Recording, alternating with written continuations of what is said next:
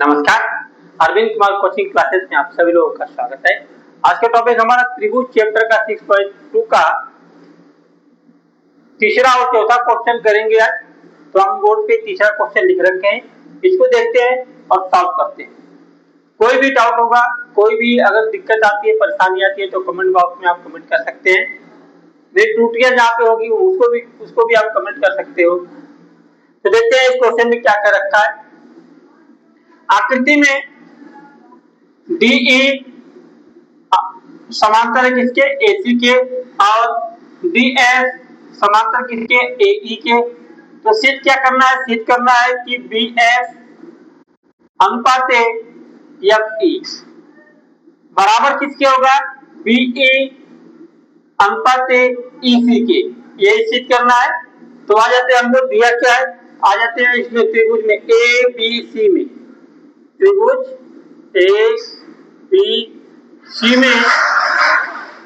ABC में क्या दे रखा है, DE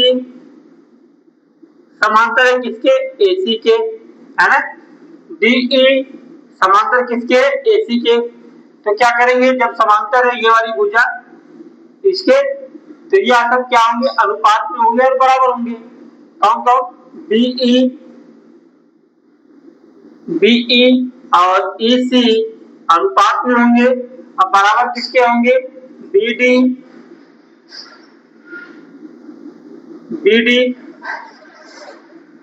अनुपात DA। इसको मान लो समीकरण नंबर फर्स्ट। और क्या दे रखा है, और दे रखा है DF समांतर है AE के, इसके DF अनुपात समांतर किसके, AE के। तो हम लोग आ जाते हैं त्रिभुज ABE में, ABE में, है ना, E में। तो यहाँ पे क्या करेंगे, DF समांतर है AE के, बीच वाले त्रिभुज में हम लोग DF, है ना। तो BF हो जाएगा यहाँ पे, BF अनुपात FE बराबर होगी किसके, BD और DA के। समीकरण नंबर 2। यहाँ पे क्या करेंगे, समीकरण नंबर फर्स्ट और सेकेंड से, समीकरण नंबर फर्स्ट व सेकेंड से देख लेते हैं। देखिए BD अपॉन DA बराबर दे रखा है B अपॉन EC, और यहाँ पे भी दे रखा है BD upon DA BF upon FE। इसका मतलब BD अपॉन DA के यह दोनों बराबर है। तो हम कह सकते हैं कि BF अनुपात FE बराबर होगा किसके, BE अनुपात EC की। यही हमको प्रूफ करना था। तो हमारा फिट हो जाता है। आ जाते हैं अपने अगले क्वेश्चन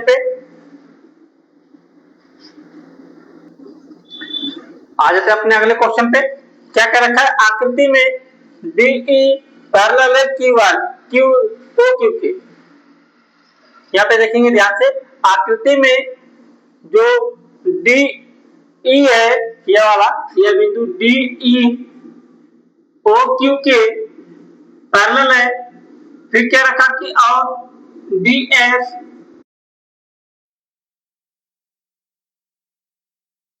पैरेलल होगा QR। यह बताना है आपको।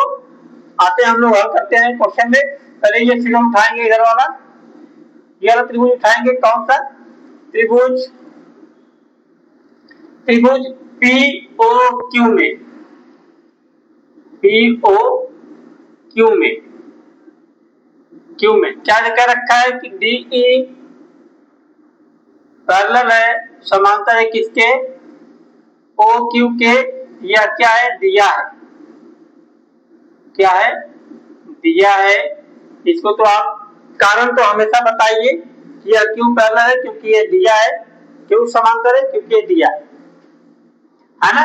जब यह DE ओ क्यू के समांतर है, तो यह भुजा पीई और ई क्यू अनुपात में होंगी और बराबर होंगी किसके, पीडी अपॉन डीओ के। ये कौन सा नियम करता है, ये थेल्स प्रमेय करता है ना, ये थेल्स प्रमेय करता है कि अगर एक रेखा तीसरी भुजा के समांतर होगी तो दो भुजाएं अनुपात में होंगी और बराबर होंगी, है ना। इसको हम मान लेते हैं समीकरण नंबर फर्स्ट। अब आ जाते हैं त्रिभुज पीओआर में। पीओआर में इसमें क्या कह रखा है कि डीएफ समांतर है ओआर के, डीएफ समांतर है किसके, ओआर के। क्यों, कारण कहेंगे दिया है, कारण क्या है, दिया है। जब ये डीएफ ओआर के समांतर है तो हम क्या कहेंगे, पीएफ अनुपात एफ आर बराबर होगा पीडी अपॉन डीओ के, है ना। इसको समीकरण नंबर सेकेंड। अब क्या करते हैं, समीकरण नंबर फर्स्ट हुआ सेकेंड से, है ना, फर्स्ट और सेकेंड से। तो हम जानते क्या है, पीई अपॉन यू क्यू बराबर होगा किसके, पीडी अपॉन डीओ, और ये भी इक्वल होगा किसके, पीएफ बटे में एफ आर के, है ना, बटे में एफ आर के। या भुजाएं तो अनुपात में और सब बराबर होंगे। अब त्रिभुज आ जाते हैं हम लोग किसमें, त्रिभुज, जब यह त्रिभुज इसके बराबर होगा तो इसका मतलब आ जाते हैं त्रिभुज बड़े वाले में पी क्यू आर में, पी क्यू आर में, आर में आ जाते हैं। तो हम जानते क्या है कि ई और एफ, क्योंकि ई और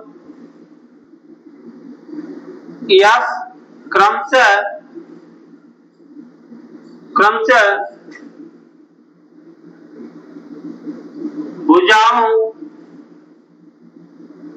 भुजाओं पी क्यू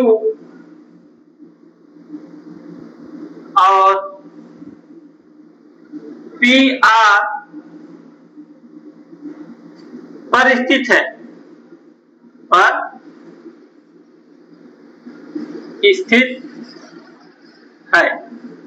तो हम क्या कर सकते हैं, जब स्थित है तो हम कह सकते हैं कि पीई अनुपात में होगी ई क्यू के और पीएफ अनुपात में होगा एफ आर के।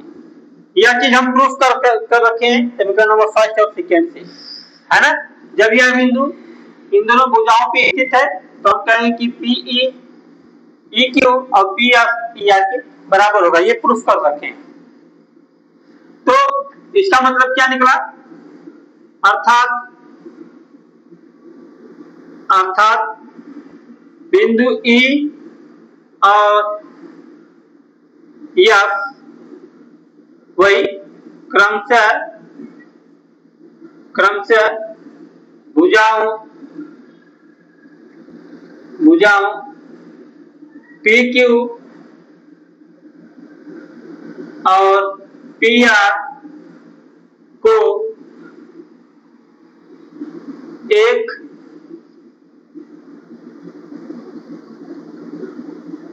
अनुपात में विभाजित करता है। इसलिए